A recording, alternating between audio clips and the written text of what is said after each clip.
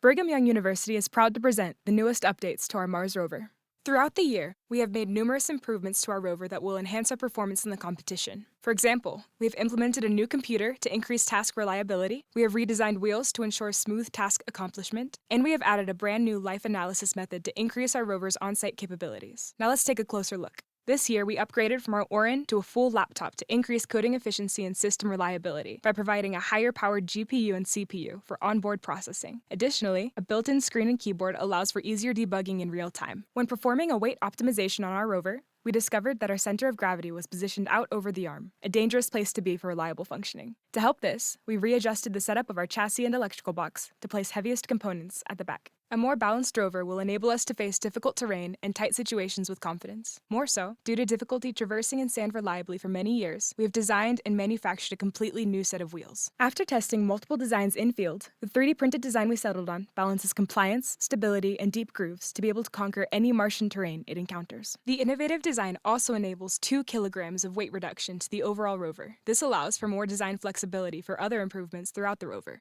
We have also made significant improvements to how operators interact with and monitor the rover in real time. A revised graphical user interface provides operators with clear system feedback. For instance, our camera feeds and maps have GPS coordinates, which allows for faster decision-making during mission tasks. We will continue to use a 900 MHz frequency because of its high penetration through objects and longer range. We have made significant improvements to the base station antenna's ability to track the rover as it moves across the terrain. This increases our signal reliability and range, which decreases the chance of a communication-based malfunction during operation, a challenge we have encountered several times in past competitions. This year, we were able to finish up our migration from ROS 1 to ROS 2, since ROS 1 has reached its end-of-life support. This transition enables us to use better supported and state-of-the-art software packages available for robotic control. To expand our situational awareness during the delivery mission, we are using a DJI Mini 5 drone for live aerial support, providing our commercially licensed operators with an overhead view of the rover and its surroundings. Our drone operators have been trained to assist by locating equipment and reading signage in remote, difficult-to-navigate terrain. We have also reduced unintended arm motion and improved protection for the gearboxes and motors by performing mechanical and impact analyses of the arm. Using this information, we have replaced the jaw couplings and redesigned the mounting system. This will greatly increase the precision of our arm control and therefore reduce the time it takes us to complete tasks. Autonomous typing will be achieved with VISP, an open-source visual servoing package. This will help us consistently perform this part of the equipment servicing task. Our end effector has been updated with a new depth camera and a new layout for all wrist peripherals to improve our driver's ability to complete tasks that require a high level of situational awareness and maneuverability. This will be helpful for autonomous typing and other equipment servicing tasks. The wiring for the end effector has also been improved to host the new peripherals and prevent loose cables from creating problems, as has happened in past competitions. In conjunction with the updated equipment servicing task, a USB-C cable has been added to the gripper, allowing us to plug into the lander and send GNSS coordinates back to the base station. Visual servoing is planned to be used to automatically plug in the USB-C.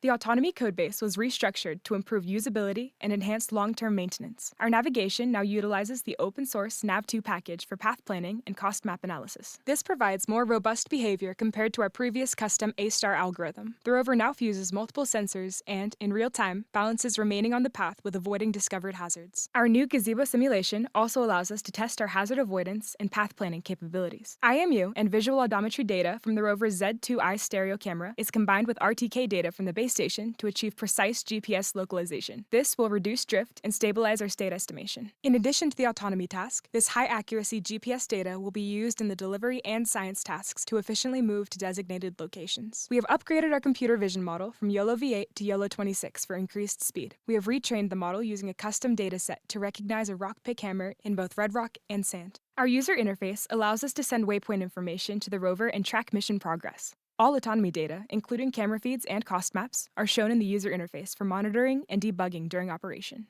This year, we have decided to add an NPK sensor to our science module. This sensor rapidly detects the precise concentrations of 3 imperative elements necessary for life. It is attached to a probe and deployed using a linear actuator. All of these actions are controlled through our graphical user interface. From here, we will be able to gather soil nutrient information. Higher nutrient availability means the site has a higher capacity to support life. Our primary life detection step lies in our FAD detection system. After collecting the sample, we test for a metabolic coenzyme present in all domains of life. Using fluorescence, the intensity of green light emitted by the sample indicates FAD concentration, providing direct evidence for biological activity.